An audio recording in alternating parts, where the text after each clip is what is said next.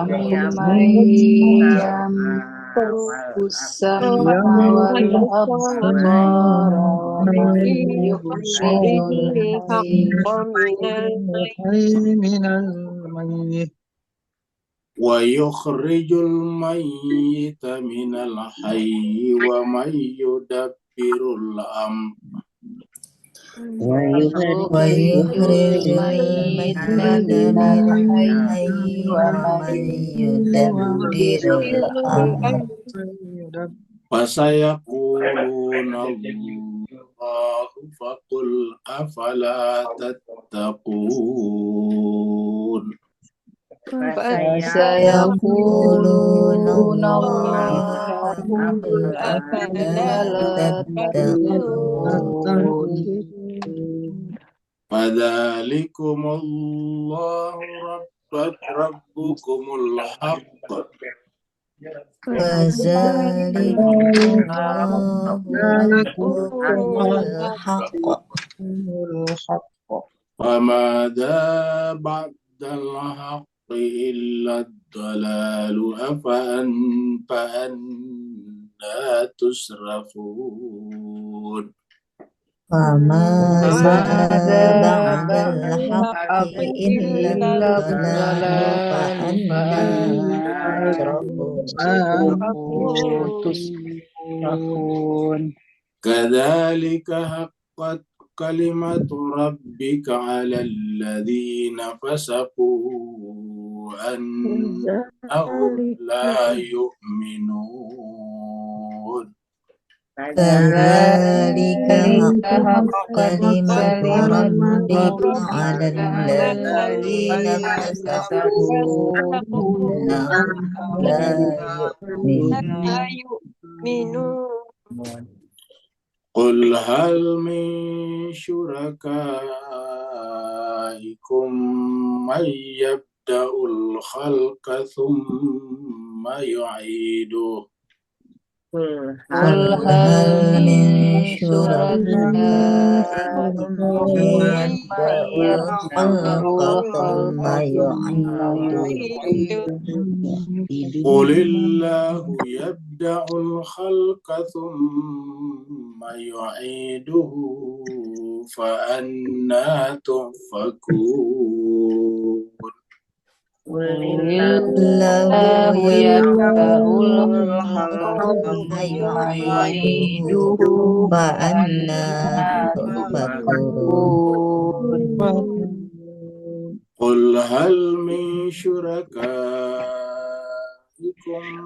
من يهدي إلى الحق قل هل من شركائكم من يهدي إلى الحق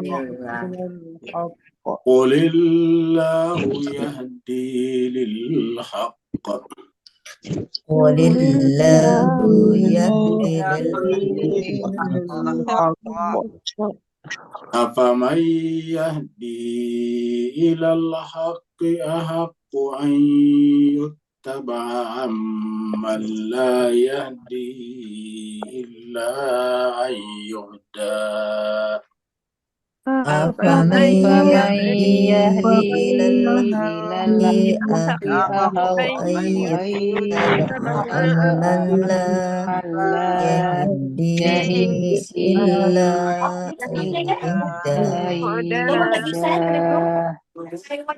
فما لكم كيف تحكمون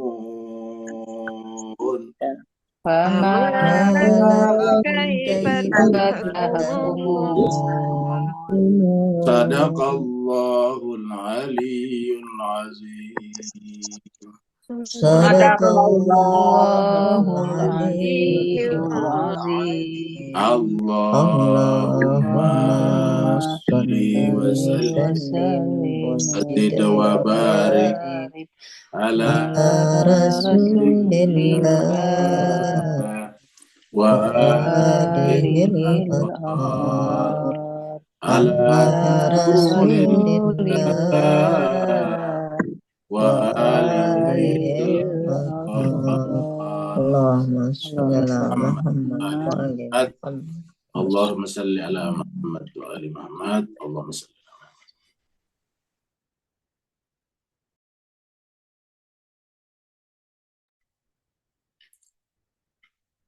Terima kasih banyak jemaah sekalian telah ikut membaca ayat-ayat suci Al-Quran. Semoga bacaan kita tadi menjadi catatan bagi kita dan nanti di sisi Allah SWT menjadi cahaya di sisi Allah Subhanahu wa taala, karena pada saat kita kembali kepadanya tidak ada yang kita bawa kecuali nilai-nilai seperti bacaan kita tadi.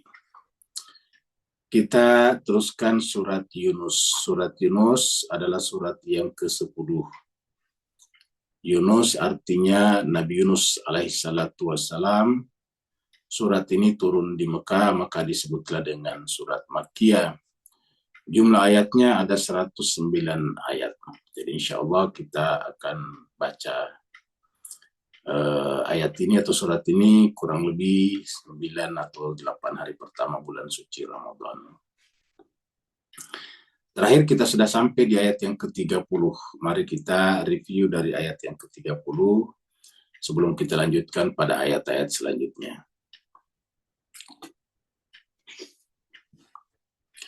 Di ayat yang ke-30 terakhir, tadi subuh kita baca, di mana Allah SWT berfirman, A'udzubillahi minasyaitonirrajim.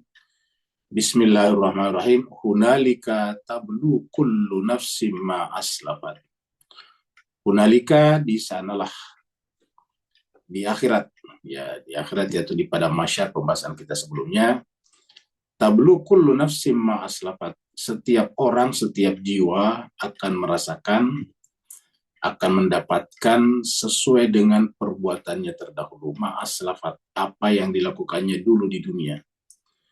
Waruddu ilallah, dan tidak ada orang yang bisa lari dari kenyataan itu, yaitu bahwa semua kita suka atau tidak suka, yang percaya atau tidak percaya kepada Allah akan dikembalikan. Ruddu ilallah, maulahumul haq, majikan kita, bos kita yang sesungguhnya, Tuhan kita yang sesungguhnya, yaitu maulahumul haq, maula manusia yang sesungguhnya. Al-haq itu adalah yang sebenar-benarnya. Kata-kata al-haq menunjukkan bahwa dialah satu-satunya realitas. Semua realitas yang lain adalah ada menjadi real karena mendapatkan pancaran dari realitasnya. Wa dhalla anhum ma kanu yaftarun, dan semua yang kita adakan yang merupakan ciptaan kita, yang merupakan apapun selain daripada yang dia inginkan menjadi hilang. Wa dhalla anhum ma kanu yaftarun. Kita tahu bahwa semua yang ada dalam kehidupan dunia kita ini ibaratnya adalah aksesoris saja. Dan kita tahu sebanyak-banyaknya aksesoris seseorang, kalau meninggal dunia itu dicopot semuanya. Itu kan simbol sebetulnya bahwa semuanya kita tinggalkan. Jadi semua kita buka, kalung kita, cincin kita, semuanya dicopot. Nah begitulah juga ketika kita menghadap kepada Allah, semuanya menjadi tidak ada. Dalla anhum ma kanu yaftarun. Semuanya akan hilang. Yang kita bawa kepada Allah adalah hakikat diri kita. Kita sekarang masuk pada ayat baru, ayat yang ke-31. Ini adalah gambar mata. Begitu pentingnya mata. Sampai Allah berfirman, Qul, katakanlah Muhammad, may yarzuqukum minas samai wal ard. Siapa yang memberikan rezeki kepada kalian? Rezeki itu adalah supply, atau segala bentuk supply yang memungkinkan kehidupan kita bisa berlangsung. Mulai daripada udara, cahaya matahari, gelap malam yang menyebabkan kita bisa tidur nyenyak, perputaran bumi pada sumbunya, kemudian perputaran rembulan mengitari bumi, perputaran bulan dan bumi mengitari matahari, pergantian musim panas, musim dingin, musim salju di utara, musim musim semi dan sebagainya. Itu semuanya adalah rezeki sebetulnya. Karena di balik pergantian itu ada kehidupan kita. Kalau tidak ada misalnya perputaran bulan di sekitar bumi, tidak ada arus di lautan. Tidak ada arus di lautan, maka kehidupan di lautan menjadi sangat mungkin tidak ada. Jadi oleh sebab itulah, semua yang ada adalah rezeki dari langit. Yarzuqukum minas samai wal ardh. Coba bayangkan kalau tidak ada cahaya matahari. otomatis tidak akan ada kehidupan di muka bumi ini. Kita tahu di antara sangat penting dalam kehidupan kita adalah siklus air, yaitu ada samudra yang merupakan 2/3 daripada permukaan bumi kita, yang karena tersengat oleh panas matahari kemudian menguap. Hasil uapannya berubah menjadi awan. Awan mengarak menuju kepada daratan. Di atas daratan misalnya dia menurunkan hujan. Hujan kemudian menyiram bumi yang tadinya mati. Akhirnya tumbuh-tumbuhan muncul. Kehidupan di sana bermula. Nah, jadi itu adalah contoh yang paling konkret. Dan itu terus-menerus bersiklus. Air yang turun di daratan, sebagian kita tahan untuk kebutuhan kita. Kita minum pakai mandi, MCK. Kita gunakan untuk mandi, cuci, dan tandas. Kita gunakan untuk itu. Setelah kita pakai, dia balik lagi ke lautan. Kemudian menjadi bersih kembali setelah naik ke atas, menguap lagi. Itu adalah rezeki yang luar biasa. Maka dikatakan, katakan Muhammad, coba berpikir manusia ini. Mayyarzuqukum minas samai wal ardh. Siapa yang bisa memberikan rezeki kepada kalian dari langit dan bumi. Jadi kita manusia bisa menciptakan sesuatu, tetapi ciptaan kita itu sebetulnya sekunder, kedua dibanding dengan yang primer tadi. Yang primer tadi misalnya siklus air, matahari memancar, itu ada yang primer. Kita misalnya bisa membuat misalnya pembuahan tumbuh-tumbuhan menjadi pohon-pohon pokok-pokok yang lebih bagus, yang lebih subur, yang lebih besar buahnya, yang lebih cepat dipanen. Kan itu adalah tumbuh-tumbuhan hibrida misalnya. Karena pembuahan, karena dikawinkan antara satu tumbuhan dengan tumbuhan lain. Tetapi bisakah kita mengawinkan tumbuhan satu dengan tumbuhan lain kalau tidak ada tumbuhannya, tidak ada pokok-pokoknya? Pokok-pokok ini bukan kita yang buat. Manusia bisa menciptakan saluran irigasi, saluran mengalirkan air ke sawah-sawah supaya pertanian bisa lebih subur dan lebih sering dilakukan walaupun tidak harus menunggu musim hujan. Jawabannya tidak bisa kita bikin irigasi kalau tidak ada siklus air hujan dari samudra. Jadi semua yang kita lakukan ini adalah sekunder aja. Yang kedua, yang primer itu adalah apa yang Allah ciptakan. Maka Allah mengetuk pintu kesadaran kita dengan menyuruh nabinya bertanya, "Qul katakan Muhammad, mayyarzuqukum minas samai wal ardh." Siapakah yang bisa memberikan kepada kalian rezeki dari langit dan bumi? Dan menunjukkan bahwa kehidupan kita bergantung kepada rezeki. Makanya di sini rezeki di sini menggunakan bentuk fi'il mudhari, bentuk present continuous. Karena terus-menerus. Sekarang kita semuanya berpuasa. Apa yang terjadi sekarang? Kalau sekarang di Sulawesi itu mereka sudah hampir berbuka puasa. Sekarang ini jam 5 di sana lewat. Sudah menunggu waktu berbuka puasa. Nah, sekarang puncak-puncaknya lapar dan haus. Nah, apa yang harus kita lakukan sekarang? Ini adalah yang kita harus lakukan sekarang bukan hanya menunggu waktu berbuka puasa, tetapi proses penghayatan yang menunjukkan bahwa kita ini manusia begitu lemah. Kita bergelar apa saja. Mungkin kita bergelar jenderal bintang 4. Kita bergelar guru besar kalau kita di perguruan tinggi. Kita bergelar artis terkenal kalau kita adalah pemeran. Kita bisa menjadi seorang konglomerat kalau kita adalah pedagang. Kita mungkin adalah presiden atau menteri kalau kita adalah politisi, dan banyak lagi yang lain. Tetapi apapun pangkat dan jabatan kita, status sosial kita, apa yang bisa kita rasakan sekarang? Ternyata di balik gelar-gelar kita yang mentereng itu, gelar-gelar kita yang wah itu, ternyata kehidupan kita bergantung kepada apa yang disebut dengan biji-bijian. Nasi, beras, tahu, tempe, ayam, luar biasa. Kalau semuanya kemudian tidak ada, ya kita tidak bisa makan. Dan begitu lemahnya kita. Kita sekarang merasakan begitu lemahnya. Kita baru kurang lebih 13 jam tidak makan tempe, tidak makan tahu, tidak makan ayam, tidak makan nasi, tidak makan gandum. Baru 13 jam, sekarang sudah begitu lemah. Coba bayangkan kalau ini diperpanjang sampai 3 hari berturut-turut, tidak makan dan tidak minum. Kita menjadi tidak berdaya. Artinya bahwa di balik gelar-gelar, predikat-predikat mewah kita sebagai manusia, ternyata bergantung kepada hal-hal seperti itu. Maka Allah bertanya, "Ma yarzuqukum minas samai wal ardh?" Ya, siapa memberikan rezeki kepada kalian dari langit atau dan bumi? Ya. Amman yamliku sam'a wal absara. Apakah ada yang kuasa memberikan, memiliki as-sam'ah, pendengaran, wal absara, dan penglihatan? Siapa yang bisa memberikan kepada kita pendengaran dan penglihatan? Pendengaran dan penglihatan ini kita bawa dari lahir. Dan mengertikah kita jemaah sekalian bahwa eksistensi kita, keberlanjutan kehidupan kita, selain daripada rezeki yang kita sebutkan tadi di sini, adalah yang melekat pada tubuh kita, yaitu kita bisa berjalan karena ada mata, ada kuping untuk mendengar. Coba alangkah gelapnya kehidupan kita ini kalau kita lahir dalam keadaan tidak punya mata dan tidak punya pendengaran.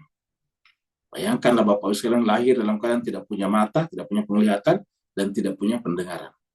Ya, kita tidak bisa berbicara karena kita tidak bisa mendengarkan copy paste kata-kata dari orang tua kita, dari ibu kita yang menjadi bahasa ibu kita.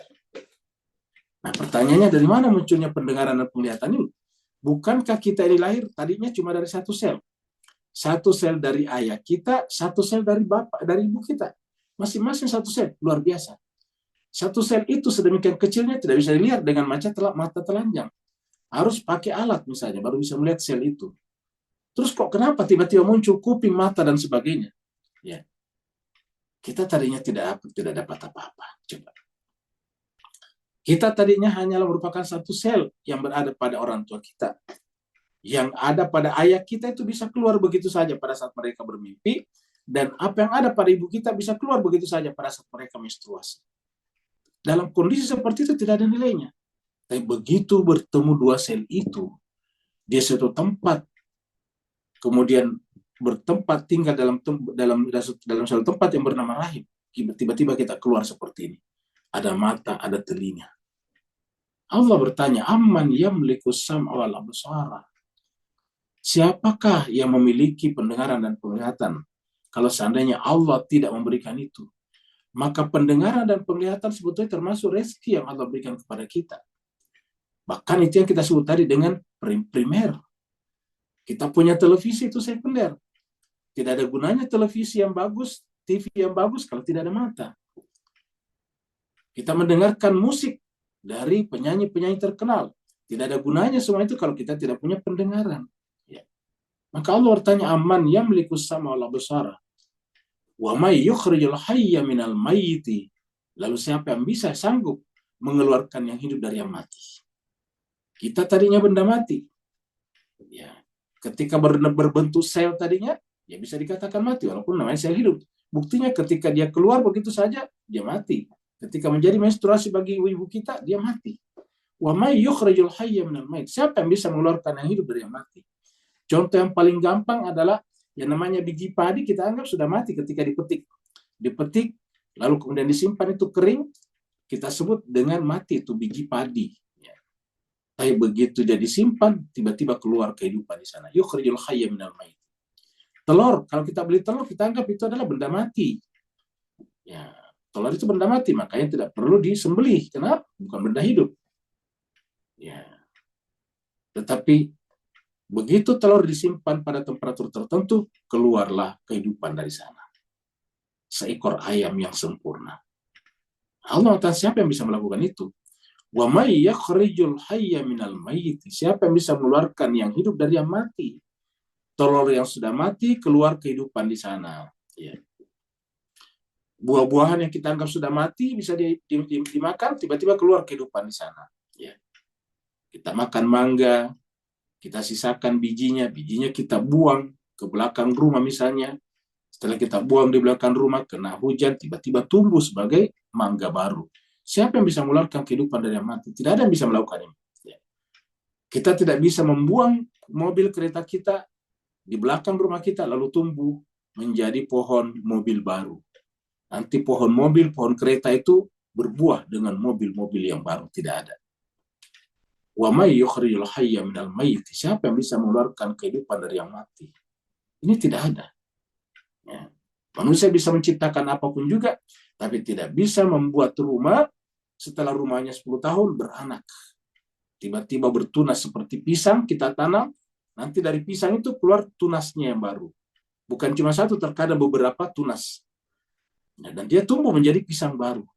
Kita tidak bisa membuat rumah, lalu rumah kita bertunas kiri kanan, lalu kemudian menjadi rumah-rumah baru. Wa may yukhrijul hayya minal mayyit. Tuhan mempertanyakan ini untuk menggugah kesadaran kita bahwa kita ini sebetulnya tidak ada apa-apanya dan benar-benar kehidupan kita ini bergantung sepenuhnya kepada Dia. Wa yukhrijul mayyita minal hayy. Begitu juga mengeluarkan yang mati dari yang hidup. Mengeluarkan yang mati dari yang hidup. Contohnya apa? Rambut kita. Rambut kita itu kalau dia keluar dia mati. Buktinya kalau kita gunting tidak berasa. Dari mana tumbuhnya itu rambut? Dari kepala kita yang hidup. Wa yukhrijul mayyita minal hayy. Mengeluarkan yang mati dari yang hidup. Telur tadi, telur sudah keluarkan adalah mati. Dari mana keluarnya telur? Dari ayam yang hidup. Tidak ada ayam mati bisa bertelur. Dari mana munculnya tadi pisang? Mati setelah dipetik. Dari pisang hidup. Dari apa? Dari mangga hidup. Dari mana munculnya tunas pisang? Dari pisang yang hidup. Wa yukhrijul mayyita minal hayy. Dialah yang bisa mengeluarkan yang mati dari yang hidup. Dan semuanya itu punya hukum. Ada hukum pertumbuhan, ada hukum kehidupan, dan sebagainya. Ada hukum bagaimana potensialitas kemudian keluar menjadi aktualitas. Pada saat telur tadinya itu yang disebut dengan ayam potensial. Setelah menetas menjadilah aktualitas ayam yang aktual. Nah, siapa yang bisa merubah sesuatu yang potensial menjadi aktual? Ini hukum. Ada hukum yang menggerakkan di mana yang potensial bisa keluar, dan ketika dia keluar dari dalam potensinya berubah menjadi aktualitas. Ketika tadi biji mangga yang sudah mati tiba-tiba keluar menjadi pohon mangga yang hidup. Kenapa bisa terjadi seperti itu? Tanpa kita sadari di sana ada hukum yang namanya al-amr. Wa may yudabbirul amra. Siapa yang bisa mengatur urusan hukum seperti itu? Kata-kata amra sendiri, kata amr, ingat kata fil amr, perintah. Kata perintah itu berarti ada yang memerintah. Amr itu perintah, berarti ada yang memerintahkan. Tidak ada kata kerja perintah bisa muncul kalau tidak ada yang memerintahkan. Jadi semuanya tadi ini di atas tidak bisa terjadi kalau tidak ada Dia yang memerintahkan. Makanya pertanyaan terakhirnya Allah adalah wa may yudabbirul amr. Siapa yang bisa mengatur itu semuanya hukum? Semua jawaban tidak akan benar kalau tidak dikembalikan kepada Allah. Cuma tentu saja waktu kita yang singkat ini tidak mungkinkan kita mendiskusikan itu lebih jauh. Tapi intinya kata ayat ini, semua orang supaya jawabannya benar harus berkata fasayaqulunallah, harus ada yang pertama. Kita kembali saja asumsikan alam semesta ini adalah kosong tadinya. Semuanya kosong pelompong, termasuk tidak ada alam semesta. Yang ada adalah kekosongan, ketiadaan. Pertanyaannya dari manakah itu semuanya muncul? Bisakah yang tidak ada mengadakan dirinya sendiri? Jawabannya tidak mungkin. Bagaimana mungkin sesuatu yang tidak ada bisa mengadakan dirinya? Kata mengadakan itu kata kerja. Siapa yang mengerjakan sesuatu sementara siapanya tidak ada? Maka pertanyaan mengadakan dirinya sendiri adalah pertanyaan yang tidak benar. Bahwa yang tidak ada mengadakan diri itu pertanyaan kalimat yang tidak benar. Itu proposisi yang keliru. Falasi. Satu-satunya jalan adalah fasayaqulunallah. Orang harus mengatakan Allah. Nah, setelah kita mengakui secara akal bahwa Allah lah semuanya, di balik semua ini, faqul, maka katakanlah Muhammad, afala tattaqun, lalu kenapa kalian tidak bertakwa? Nah, pertanyaannya jemaah sekalian, afala tattaqun. Kenapa kalian tidak bertakwa? Maka dalam rangka inilah, ya, dalam rangka pertanyaan inilah, ya, maka kita kemudian diperintahkan berpuasa. Di antaranya, kenapa? Karena puasa tujuannya adalah la'allakum tattaqun. Ya ayyuhalladzina amanu kutiba alaikumussyam kama kutiba alal ladzina min qablikum la'allakum tattaqun. Sama. Jadi puasa diperintahkan agar kita bertakwa. Maka puasa yang kita lakukan sekarang ini sebetulnya kita gunakan untuk menghayati, merenungkan pertanyaan-pertanyaan ini. Cobalah pertanyaan-pertanyaan ini kita pertajam pada diri kita masing-masing. Kenapa perlu kita pertajam? Karena hanya dengan mempertajam pertanyaan, penghayatan juga menjadi dalam. Semakin tajam pertanyaan, semakin dalam penghayatan kita. Semakin dalam kita menyelam di dalam penghayatan itu. Semakin kita melakukan apa yang disebut dengan deep dive, menyelam ke kedalaman. Apabila kita berpuasa seperti sekarang, lalu tidak melakukan penyelaman dalam penghayatan itu, maka puasa kita tidak mendapatkan apa-apa kecuali lapar dan haus. Seperti Nabi katakan, kam min sha'imin laisa lahu min siyamin illal ju'i wal atash. Betapa banyak orang yang berpuasa tetapi tidak dapat apa-apa dari puasanya, illal ju'i wal atash, kecuali lapar dan haus saja. Kenapa? Karena dalam berpuasa tidak melakukan proses penghayatan. Maka kutiba alaikumussyam kama kutiba alal ladzina min qablikum la'allakum tattaqun. Mari kita lihat ayat berikut ini. Surat Al-A'raf. Ya. Kita lihat dulu surat Al-A'raf, kita berkatakan bahwa di dalam kehidupan kita ini cuma dua, ada khal dan ada amr. Ingat kita tadi kata-kata ini, ya, al-amr. Ya, kita ingin berikan penekanan di sini. Yudabbirul amra wa may yudabbirul amra. Nah, mari kita baca ayat ini. Surat Al-A'raf, ya, ayatnya 54. Inna rabbakum, sungguhnya Tuhan kalian itu adalah Allah. Ingat tadi, fasayaquluna Allah. Fasayaquluna Allah. Inna rabbakum Allah, sungguhnya Tuhan kalian itu adalah Allah. Rabb kalian adalah Allah. Alladzi yang khalaqas samawati. Siapa itu Allah? Yang kita sebut Allah adalah Dia yang menciptakan langit dan bumi. Fi sittati ayam, di dalam 6 masa, 6 proses. Tsumma stawa alal arsy. Kemudian dianya bersemayam pada arasy. Artinya apa? Pusat, ya, pusat eksistensi segala yang ada adalah pada Dia yang di arasy. Yughshil lailan nahara, Dialah yang menutupkan malam kepada siang sehingga terjadi perputaran malam dan siang. Yatlubuhu, saling berputar seperti yin dan yang juga. Hafitha, dengan cepat. Kecepatannya sekian ribu kilometer per jam. Wasyamsa wal qamar, matahari dan bulan. Wan nujuma, bintang-bintang. Musakharatin bi amrihi, semuanya itu berjalan dengan teratur karena perintahnya, karena amarnya. Ya. Semuanya ini berjalan tertata dengan baik, tidak berbenturan satu sama lain, menciptakan presisi yang sangat tinggi yang memungkinkan kita menghitung. Semuanya itu adalah musakharatin bi amrihi. Semuanya bisa berjalan dengan benar. Semuanya bergerak pada sumbunya masing-masing, pada garis orbitnya masing-masing. Bi amrihi. Karena ada amarnya Dia. Ingat, amar tadi yang kita bicarakan.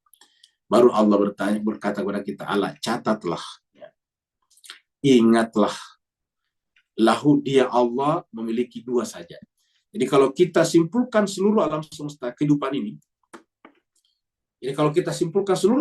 selain Allah, ya, selain Allah. Kalau kita simpulkan segala sesuatu ini selain daripada Allah, sebetulnya realitasnya cuma 2. Al-khalq wal amr. Ala, ketahuilah, catatlah, lahul khalq wal amru. Kalau kita bicara tentang malaikat, itu ciptaan. Kita berbicara tentang tumbuhan, itu ciptaan. Kita bicara tentang batu, ciptaan. Bicara tentang nujum tadi, bintang-bintang, ciptaan. Tetapi ada hukum yang mengatur semuanya. Hukum itu yang disebut dengan al-amr. Dan ini tidak bisa dipisahkan. Tidak bisa ada hal kalau tidak ada amr. Dan tadi dikatakan yang diatur dipegang Allah adalah amrnya, bukan khalqnya. Dikatakan yudabbirul amra. Tidak dikatakan yudabbirul khalq. Tapi yudabbirul amra. Allah Catatlah, ingatlah, lahul khalq wal amr. Allah memiliki al-khalq dan amr. Tabarakallahu rabbul alamin. Maha suci Allah Tuhan sekalian alam. Nah, dari sini kita kemudian menemukan ayat yang mirip tadi. Surat Ar-Ra'd surat 13 ayat 2. Allah berfirman, Allahul ladzi rafa'as samawati bighairi amadin. Tadi karena amrnya tadi menyebabkan langit ini bisa terangkat. Langit itu artinya alam semesta ini bisa terangkat. Semua planet-planet ada di posisinya masing-masing. Padahal tidak ada tiangnya, tidak ada penyangganya, tidak ada penghubungnya secara fisik satu sama lain. Kalau kita belajar ilmu kimia, antara satu unsur dengan unsur lain kan biasanya itu ada antara satu atom dengan atom lain kan biasanya ada tangan-tangannya, namanya tangan-tangan yang memegang. Ya. Nah, ini tidak ada tangan-tangannya, tidak ada tiang-tiang yang menghubungkan satu bagian bumi dengan bagian planet yang lain. Tidak ada yang menghubungkan antara satu galaksi dengan galaksi lain. Maka dikatakan Allahul ladzi rafa'as samawati. Allah lah yang meninggikan, maksudnya Allah lah yang memelihara realitas alam semesta ini bighairi amadin, tanpa penyangga-penyangga fisik. Tarauna, seperti yang kalian lihat. Tsumma stawa 'alal 'arsy. Tetapi di manakah Allah mengatur semua yudabbirul amra tadi? Seperti tadi di sini yudabbirul amra. Dia adalah 'alal 'arsy. Ada pusat kontrolnya. Di manakah itu? Tidak. Pertanyaan di mana tidak berlaku. Kenapa? Karena dia bukan tempat. Tsumma stawa 'alal 'arsy. Wa sakhkhara asy-syamsa wal qamara. Dialah yang menundukkan, memudahkan tadi sehingga matahari dan bulan bisa bergerak pada tempatnya. Matahari tetap berputar pada sumbunya, bulan berputar mengelilingi bumi, bersama bumi mengelilingi matahari. Kullun yajri li ajalin musamma. Semuanya itu, semua planet-planet, semua galaksi-galaksi, semua apapun, yajri, beredar, bergerak, li ajalin musamma, berdasarkan waktu yang telah ditentukan. Masing-masing punya periodenya masing-masing. Bagaimana bisa terjadi? Yudabbirul amra. Dia yang mengatur urusan. Yudabbirul amra. Baru kemudian yufassilul ayat. Allah menjelaskan. Ini semuanya la'allakum biliqa'i rabbikum tuqinun. Mudah-mudahan kalian dengan perjumpaan dengan Allah yakin. Tuqinun itu yakin. Kalian yakin. Jadi artinya apa? Ada satu sumber realitas, yaitu Allah. Bahkan dia adalah hakikat realitas. Dan kita akan menjumpainya kalau kita merindukannya. Maka oleh sebab itulah, la'allakum, mudah-mudahan kalian. Ya, dengan cerita ini, dengan formula ini, biliqa'i rabbikum, perjumpaan dengan Tuhan kalian tuqinun. Jadi sebetulnya, cita-cita kita, tujuan hidup kita adalah berjumpa dengan Dia. Nah, Dia adalah yang maha sempurna, berarti bisa kita rumuskan menjadi tujuan hidup kita adalah menjadi sempurna. Karena kembali kepada Dia yang maha sempurna. La'allakum biliqa'i rabbikum tuqinun. Kita lanjut. Ini ada hadis. Kita angkatkan satu hadis. Tadi ingat kata-kata biliqa'i rabbikum tuqinun. Ya, sebelum kita bahas hadis ini, coba pertanyaan tadi di sini. Ya. La'allakum biliqa'i rabbikum tuqinun.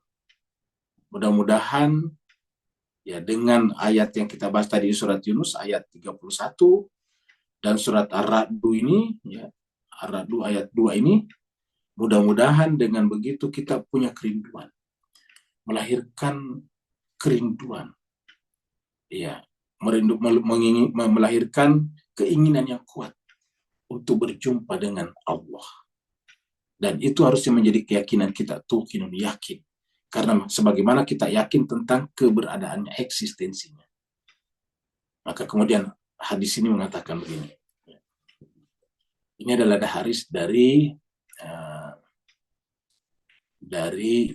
Ubadah, an Ubadah ibn Samit, Ubadah bin Samit. Anin Nabi sallallahu alaihi wasallam qala, dari Nabi sallallahu katanya Nabi bersabda, apa sabda Nabi? Man ahabba liqa Allah, ingat, man ahabba liqa Allah, ahabballahu liqa'ahu.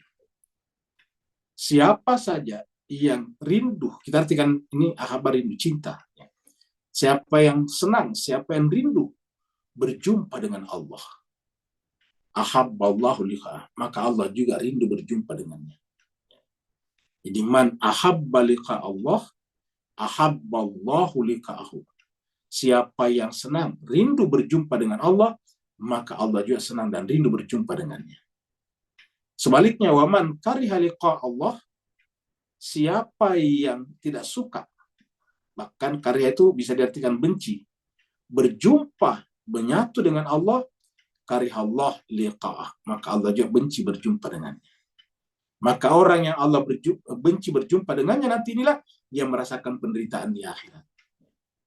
Bayangkan kalau ada orang yang tidak bisa kita tinggalkan, tiba-tiba benci kepada kita. Yang namanya Allah tidak bisa ditinggalkan, karena dialah realitas satu-satunya. Dialah hakikat wujud, dia adalah eksistensi yang sesungguhnya. Ya. Ini disebutkan dalam hadis Bukhari. Imam Bukhari nomor 6026. Jadi kita bagus menyimpannya. Jadi Bapak Ibu yang ingin memfoto atau mengcopy memfoto ya, screenshot, bisa di screenshot sekarang ya. Berikan kesempatan. Karena kata-kata ini bagus, bisa kita simpan di file kita.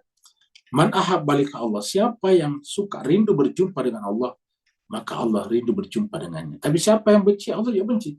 Jadi artinya apa? Inisiatifnya dari kita. Inisiatifnya dari kita. Ya. Siapa yang cinta, maka Allah mencintai. Hakikatnya kan Allah sebetulnya mencintai kita, karena dia menciptakan kita. Tapi makanya kalau kita benci, ya Allah mengatakan, ya udahlah kalau begitu, kamu benci saya juga benci kamu. Sebetulnya aslinya Allah cinta kepada seluruh makhluknya. Tapi ada makhluknya, ada manusia yang tidak sadar diri tentang pemberian Allah. Yarzuqukum tadi, rezeki yang Allah berikan. Yang tidak bisa berterima kasih kepada Allah, mereka lebih gampang berterima kasih kepada sesamanya manusia daripada kepada Tuhannya. Mereka berterima kasih kepada bos yang bayar gajinya, tapi tidak pernah berterima kasih kepada Allah yang memiliki bumi ini. Misalnya dia kerja di perusahaan tambang. Tambangnya memang di mana? Tambangnya di bumi, jemaah sekalian. Dan bumi ini adalah dari Allah, bukan dari bos kita. Bukan dari perusahaan kita. Perusahaan kita itu tinggal mengelola, mengambil dari tambang itu. Bukan perusahaan itu yang menciptakan pertambangan. Ya, perusahaan korporasi kilang hanyalah mengelola, ya, mengeluarkan barang tambang itu. Dan itu sudah ada sejak zaman dahulu kala, sebelum Adam diciptakan. Ya. Maka kalau kita berterima kasih kepada kilang kita, perusahaan kita, kepada bos kita, harusnya lebih jauh berterima kasih lagi kepada Allah yang menciptakan bumi ini, dan kita ada di bumi ini. Ya. Itulah sebabnya kalau ada yang benci, tidak ada keinginan berjumpa dengan Allah, ya sudahlah, Allah juga melupakan mereka.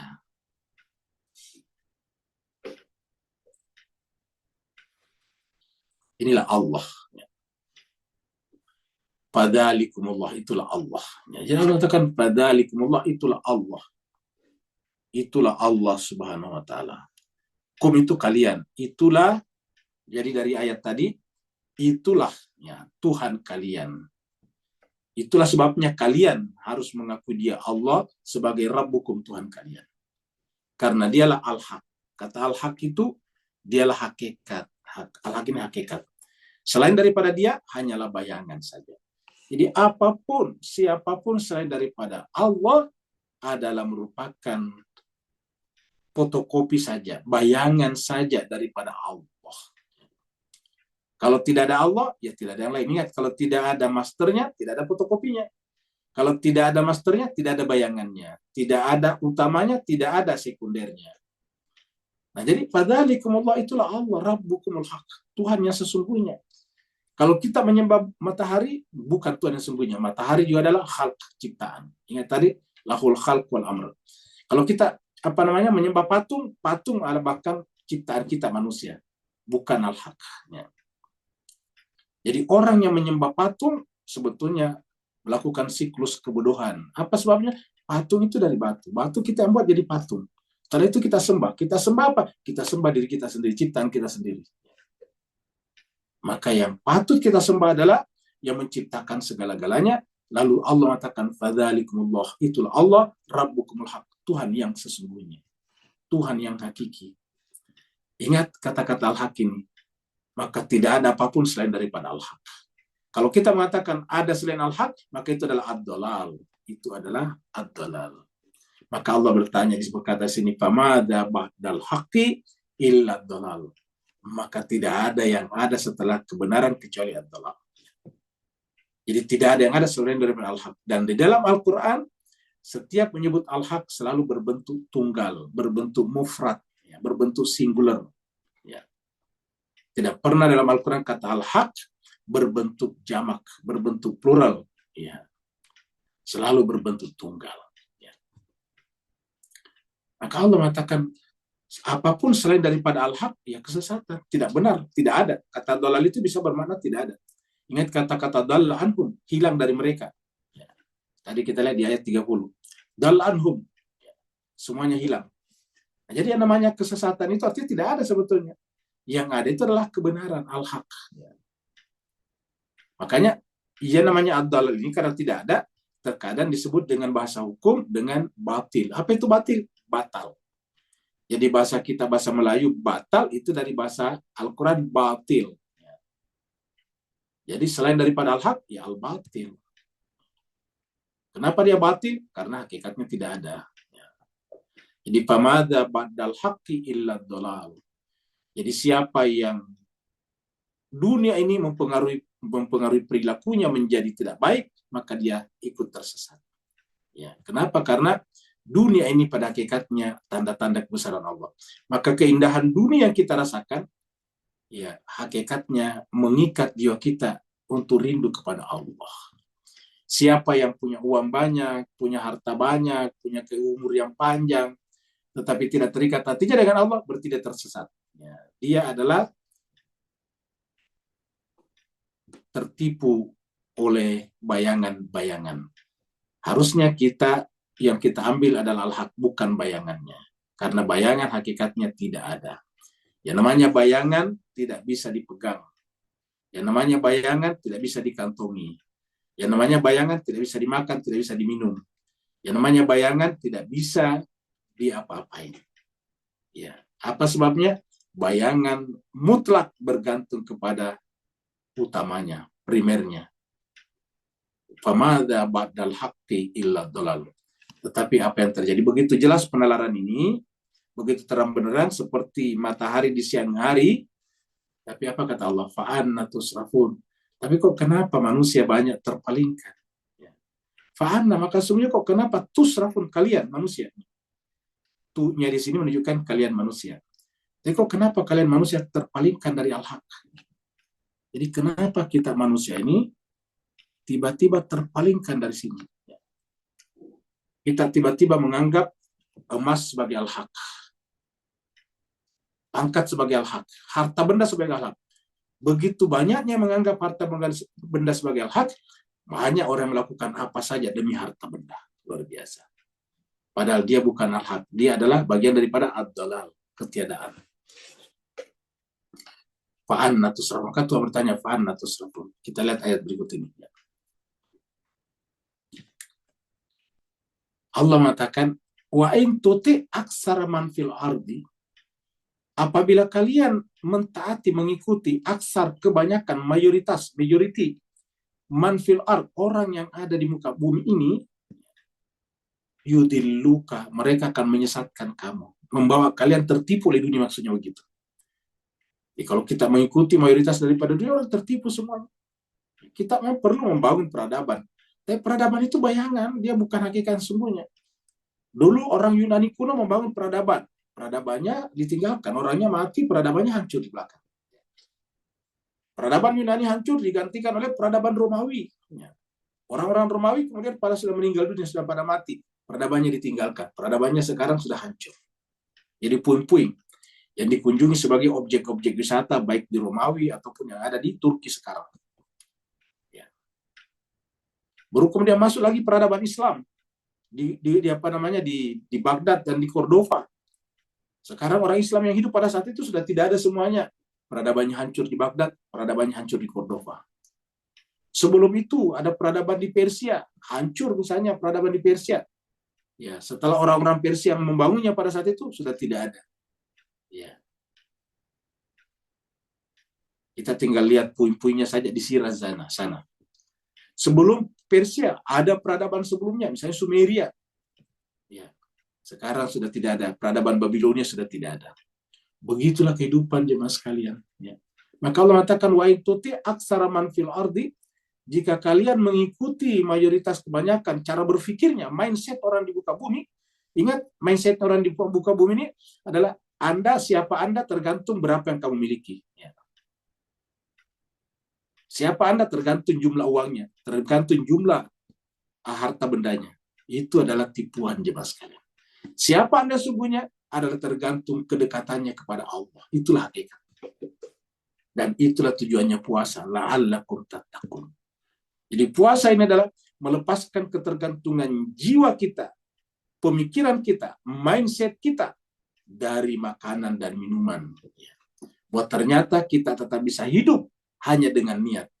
Berniat untuk tidak makan dan tidak minum, kita bisa hidup. Bahwa eksistensi perlu tadi adalah makanan, tetapi makanan, minuman adalah merupakan sekunder. Yang primer adalah Allah Subhanahu wa Ta'ala. Ya. Maka puasa melatih kita untuk itu. Jadi puasa itu sebetulnya melatih kita untuk memisahkan antara ketergantungan jiwa kita dengan benda-benda itu.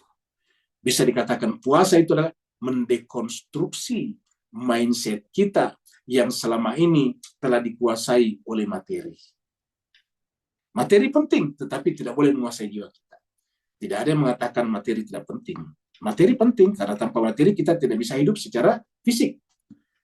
Ya, tetapi jiwa kita tidak boleh bergantung kepadanya.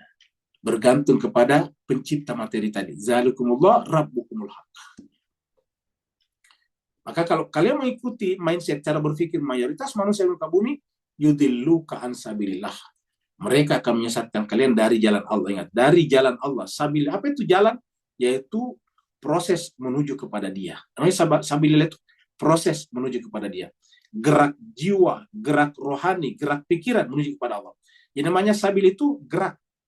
Jadi kalau ada jalan tidak boleh orang bergerak di sana, bukan jalan namanya.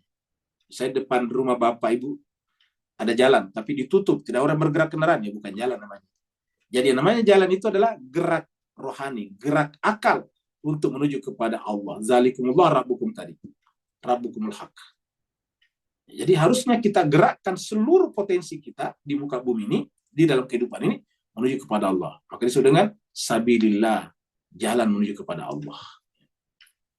In yattabi'una, mayoritas orang ini tiada ada yang mereka ikuti kecuali. Jadi mayoritas manusia di muka bumi ini tiada yang mereka ikuti kecuali apa? Zan, sangkaan. Dugaan, disangkanya itu adalah kenikmatan yang sesungguhnya. Ya. Padahal apa? Wa inhum illa yakhrusun. Tiadalah yang mereka sangkakan itu kecuali yakhrusun. Salah, keliru. Kita artikan yakhrusun itu kekeliruan. Karena tidak benar disebut dengan dusta. Kenapa disebut dusta? Tidak sesuai dengan faktanya.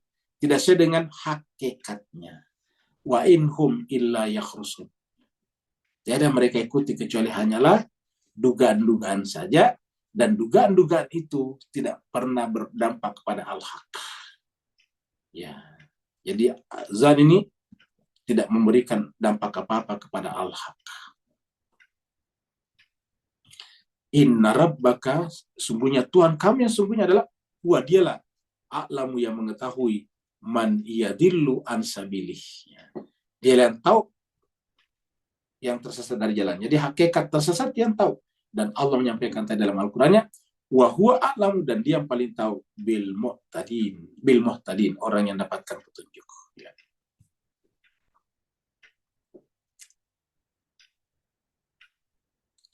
Nah, ini adalah contoh kalau kita tidak kembali kepada Allah, kita akan mengalami kebingungan. Kita akan terombang-ambing. Budi kita bisa bagus, bisa sempurna, tetapi tiba-tiba kehilangan arah, seperti bahtera di tengah lautan yang kehilangan kompas, yang tiba-tiba alat navigasinya mati, hubungan GPS-nya tiba-tiba terputus di tengah-tengah lautan, di tengah malam yang gelap gulita, dalam keadaan badai, tepi pantai tidak kelihatan. Nah, seperti itulah jiwa kita kalau kita terlepas, terputus hubungan dengan Allah Subhanahu wa taala. Kadzalika haqqat kalimatu rabbik. Itulah kalimat Tuhanmu yang sebenarnya. Haqqat kalimat rabbika. Haqqat itu yang sebenarnya, kalimat Tuhan, dan akan terjadi alal ladina fasaku, termasuk terjadi pada orang yang fasik. Kata fasik itu adalah dia terkadang secara pemikiran mengakui adanya Tuhan. Bahkan bisa juga memang cuma samar-samar, tetapi gerak hatinya, gerak akalnya tidak menuju kepada Tuhan. Maka disebut dengan fasaku, dan karenanya di belakang disebut dengan annahum, orang seperti ini la yu'minun. Kata la yu'minun artinya tidak bergerak menuju kepada yang satu. Karena jiwa hanya akan menjadi tenang, aman. Yu'minun itu aman, beriman itu beraman. Jiwa kita hanya aman apabila akal pikiran kita bergerak menuju kepada Dia yang sesungguhnya, yaitu Rabbuka. Kadzalika haqqat kalimatu rabbika alal ladzina hasaku annahum la yu'minun. Jadi orang yang fasik, siapa yang fasik? Yang tidak menggerakkan jiwanya, akalnya menuju kepada Allah. Fasaku namanya. Dan karenanya orang itu hakikatnya apa? La yu'minun. Mereka pada dasarnya tidak beriman. Jadi kalau dia fasaku ini adalah kata kerja, fi'il. Kemudian di sini beriman juga adalah fi'il. Hakikatnya mereka tidak beriman.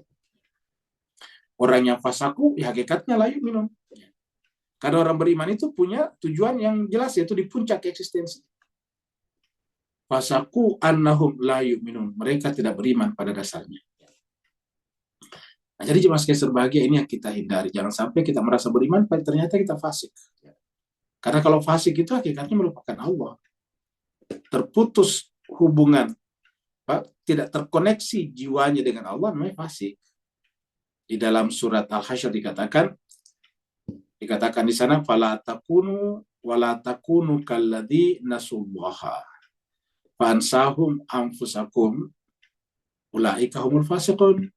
Kamu jangan seperti orang yang lupa kepada Allah. Wala takunu kalladzi nasullaha. Apa sebabnya? Kalau kamu lupa kepada Allah, fa'ansahum anfusakum. Maka Allah membuat mereka lupa kepada dirinya sendiri. Ulaika humul fasikun. Mereka adalah orang fasik. Itu surat surat Al-Hasyr ayat 19, bisa dicek. Mungkin tadi ada yang salah baca, bisa di cross check kebenarannya bacaannya di surat 59 ayat 19. Jadi fasaku annahum la yu'minun. Mereka tidak beriman. Ini adalah surat Ghafir. Wa kadzalika haqqat kalimatu rabbika 'alal ladzina kafaruna. Jadi kalau dia fasaku, kafaru sebetulnya ini sama nih. Alladzina fasaku tadi, alladzina kafaru. Jadi hakikatnya sama. Kalimatnya sama nih. Wa kadzalika haqqat kalimatu rabbika 'alal ladzina kafaru. Berarti ini 'alal ladzina kafaru berarti setara dengan alal ladzina fasaku, ya, sama-sama juga fiil kata kerja, ya, sama-sama verb, ya. Sama juga di sini kadzalika haqqat kalimatu rabbika alal ladzina fasaku. Kalau di sini alal ladzina kafaru. Annahum, bahwa mereka yang kafar itu ashabun nar. Sudah jelas mereka pada dasarnya nanti di akhirat adalah penghuni api neraka. Kalau tadi di sana la yu'minun, tidak beriman, dan karena tidak beriman annahum ashabun nar. Ya, jadi ini. Kita lanjut lagi. Ini ada hadis. Ini ada pertanyaan, siapakah yang menciptakan Allah? Jadi isu-isu yang sangat mendasar ini ternyata sudah disinggung juga Nabi pada saat itu. Siapakah yang menciptakan Allah? Nah, mari kita baca hadisnya. Ini adalah hadis riwayat Imam Muslim, ya, yang diriwayatkan oleh Abu Hurairah. An Abi Hurairah taqala. Qala Rasulullah sallallahu alaihi wasallam, Rasulullah sallallahu alaihi wasallam bersabda, la yazalun nasu yatasaalun. Manusia itu akan selalu, la yazalu artinya tidak pernah berhenti. La tidak yazalu berhenti. Ya. Artinya manusia itu akan terus-menerus apa? Yatasaalun, saling bertanya-tanya, saling berdiskusi. Jadi artinya ada diskusi yang tidak pernah berhenti di kalangan manusia dari dulu sebelum Nabi sampai sekarang. Maksudnya sebelum Nabi Muhammad kita. Selalu yatasaalun, bertanya-tanya. Ya, di dalam Al-Qur'an kan ada kata yatasaalun juga. Di dalam kata-kata amma yatasaalun anin naba'il azim. Ya. Di sini juga dikatakan bahwa la yazalun nasu yatasaalun. Manusia akan terus-menerus saling bertanya-tanya, saling berdiskusi. Kalau menggunakan bahasa yang keren, diskursus yang tidak pernah mati adalah, jadi diskursus yang tidak pernah mati adalah berkenaan dengan penciptaan dan pencipta. Jadi akan terus-menerus saling bertanya satu sama lain hatta sampai yuqal hada, sampai terkadang pertanyaan ini ditanyakan. Jadi yuqal hada itu pertanyaan ini ditanyakan, ini yang berikut ini, pertanyaan berikut ini ditanyakan. Ya. Sampai mereka mempertanyakan pertanyaan berikut ini, yuqal hada. Apa pertanyaan itu? Khalaqallahul khalqa. Kita semua kata yang bertanya ini, khalaqallahul khalqa. Allah yang menciptakan makhluk. Tapi pertanyaannya, faman khalaqallah. Nah, jadi inilah yang muncul. Faman khalaqallah. Khalaqallahul khalqa. Allah menciptakan makhluk. Ciptaan. Allah menciptakan khalq, ciptaan tadi. Ingat tadi, lahul khalq wal amru. Allah menciptakan khalq tadi. Lahul khalq wal amru. Khalaqallahul khalqa. Allah menciptakan khalq, ciptaan. Tetapi faman khalaqallah, siapa yang menciptakan Allah? Kan terkadang muncul di masyarakat ini. Lalu siapa yang menciptakan Allah? Ini sangat panjang ini kalau kita bicara tentang sebab akibat. Ya, akibat sebab sampai ke atas. Sampai menurut mereka terus-menerus sampai ke atas. Ya. Faman khalaq. Jadi kalau misalnya ada sebab, ada akibat. Lalu sebab ini dari mana? Pasti ada sebab di atasnya lagi. Jadi yang disebut sebab sekarang tadinya adalah akibat daripada sebab sebelumnya. Sebab sebelumnya adalah akibat daripada sebab sebelumnya lagi. Begitu ke atas. Ya. Nah, pertanyaan muncul, faman khalaqallah, siapa yang menciptakan Allah? Ya.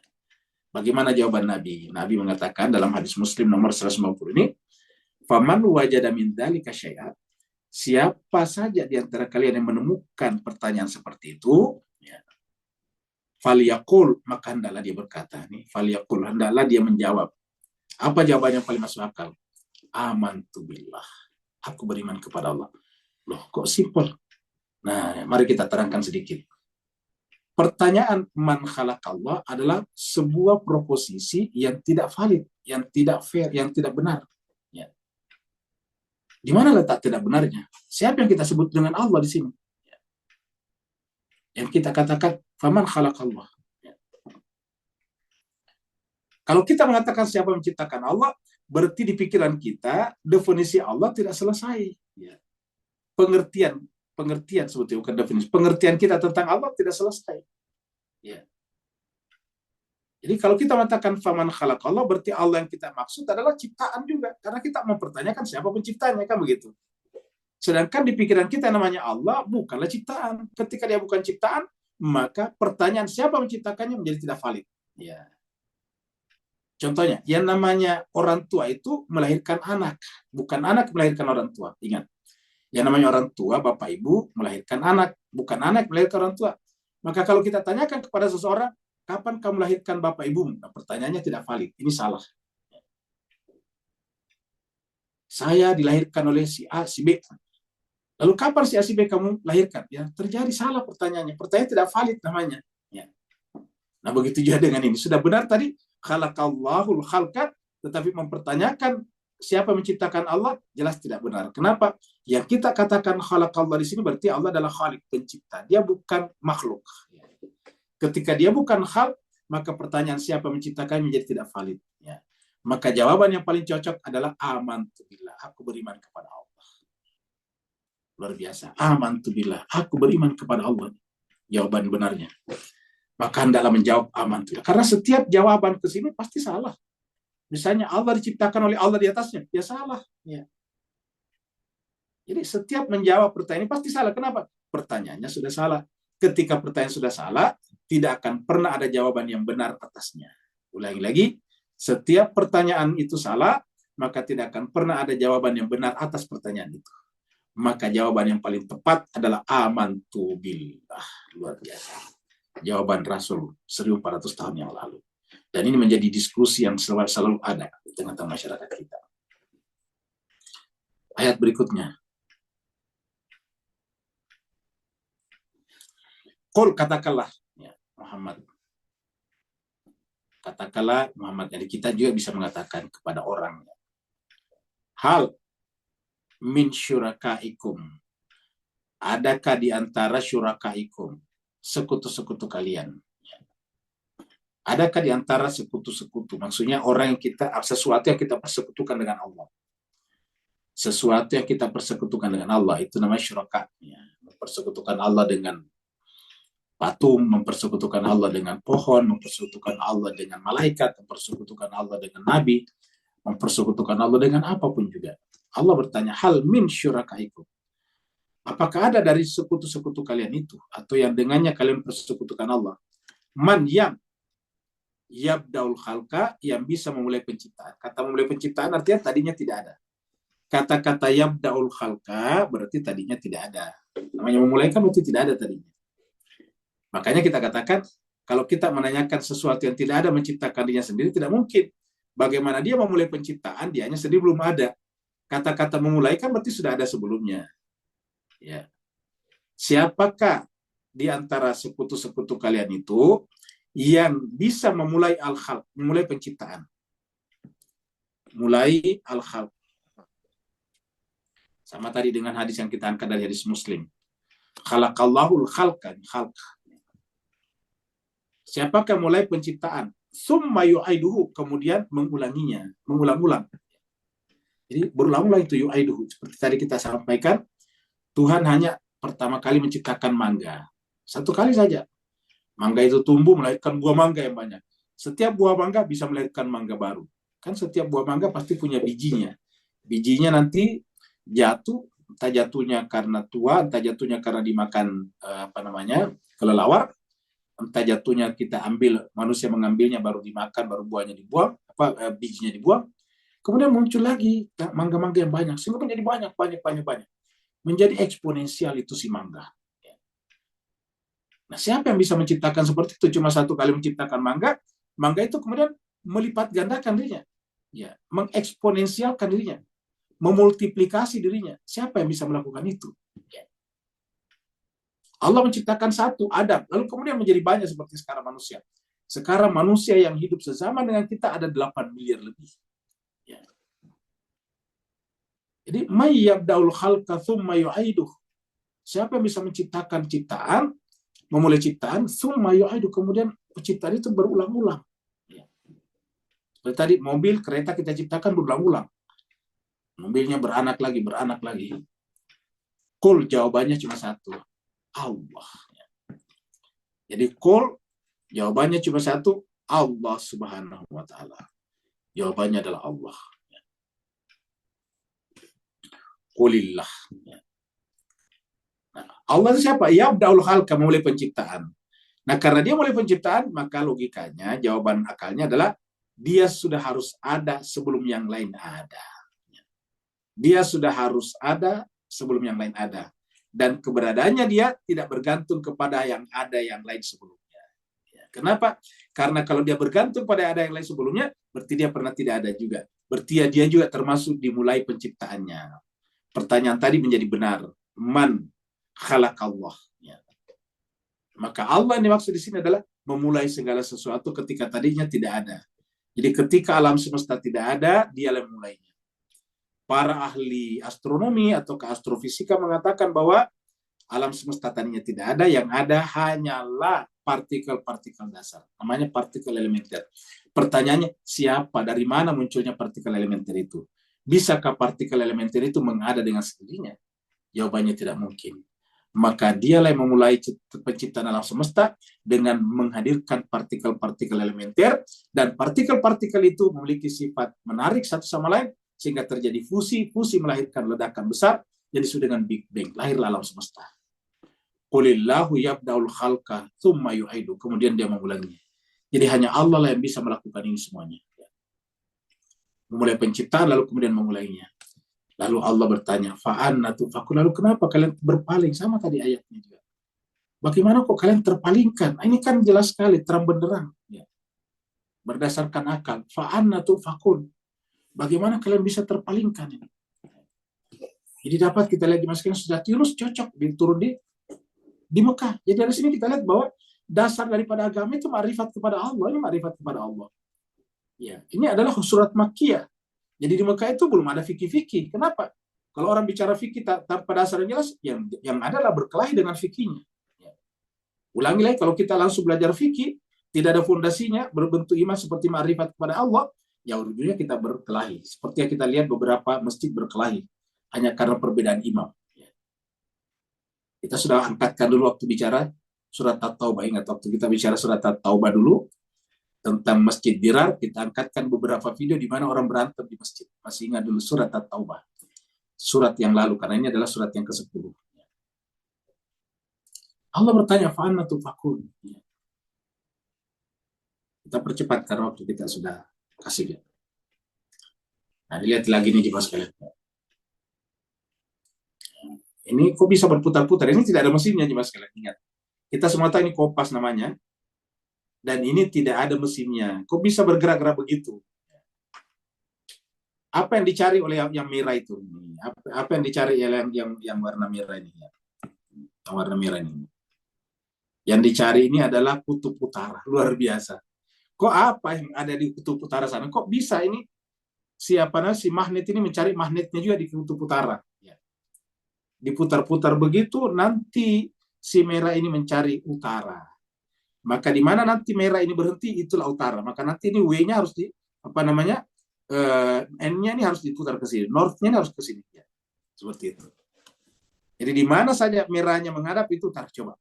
Siapa yang mengatur ini jemaah sekalian? Coba. Apakah ada orang tua kita, moyang kita, dulu yang pernah menimbun magnet raksasa di sana, bunuh magnet, sehingga kemudian ini selalu mencari utara.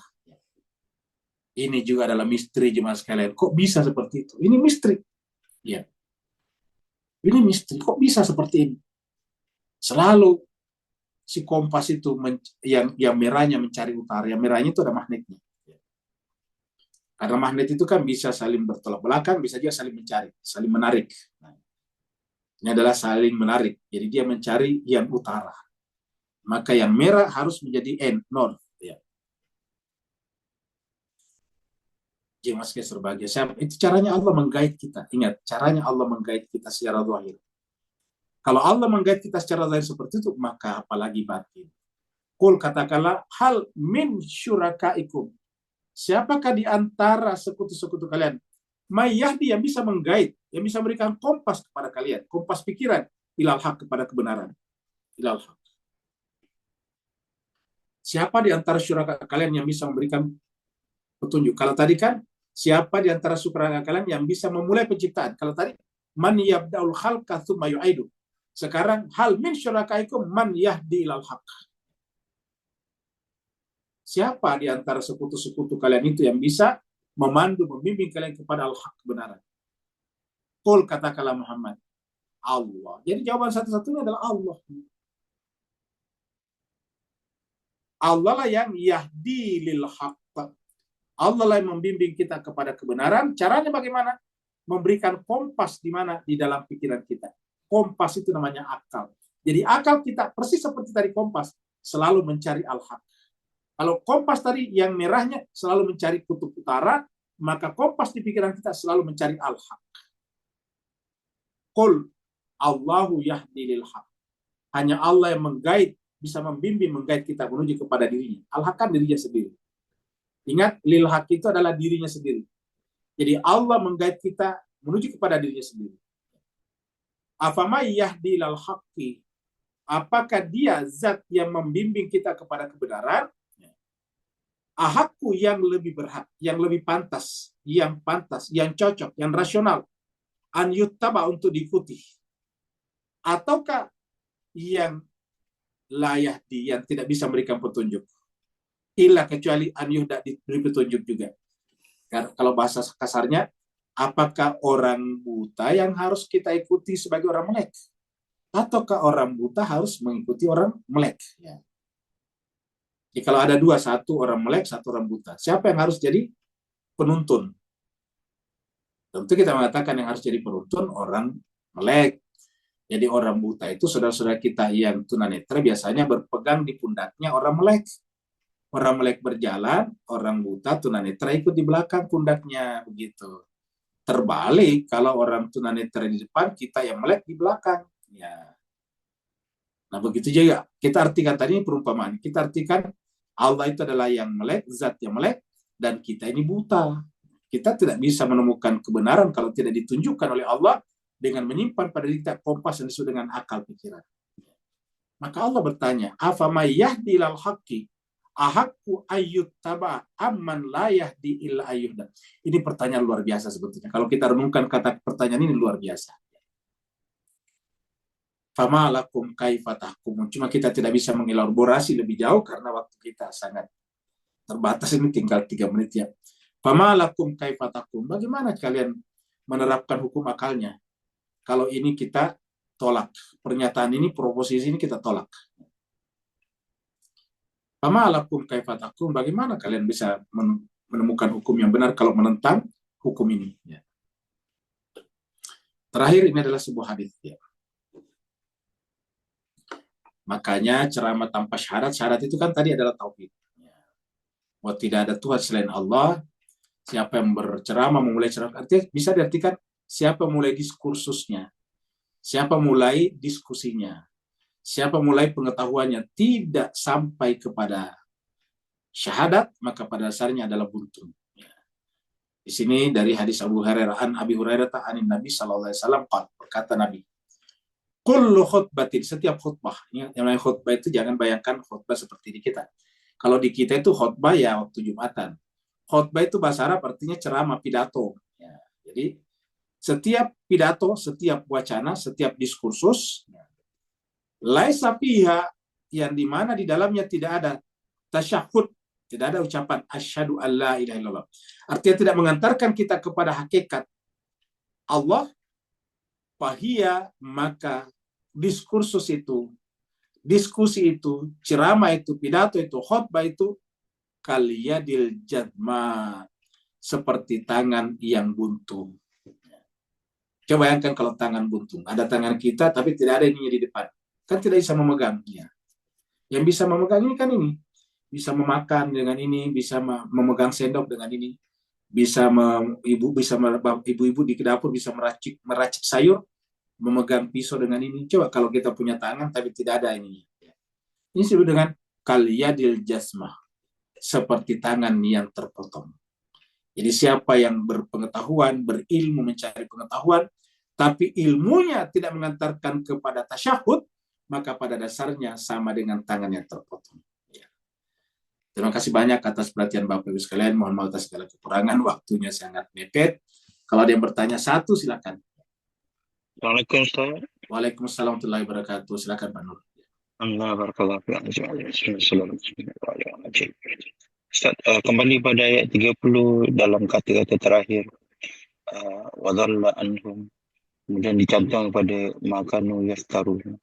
Maka kalau ini kita cantumkan kepada kupasan-kupasan terdahulu, kutipkan rohku ke dalammu, kemudian proses manusia sejak hari itu, summa ilaihi turja'un, kita kembali. Maka yang kembali kepada neraka tadi, apakah ya pencerahan yang Ustaz boleh beritahu tentang roh-roh tadi, padahal kutipkan rohku di dalam. Barakallahu fi afwan semua. Jadi cuma saya suruh tanya ke Pak Nur tadi adalah ayat 30 ini. Ya. Wadalla anhum makanu yaftarun.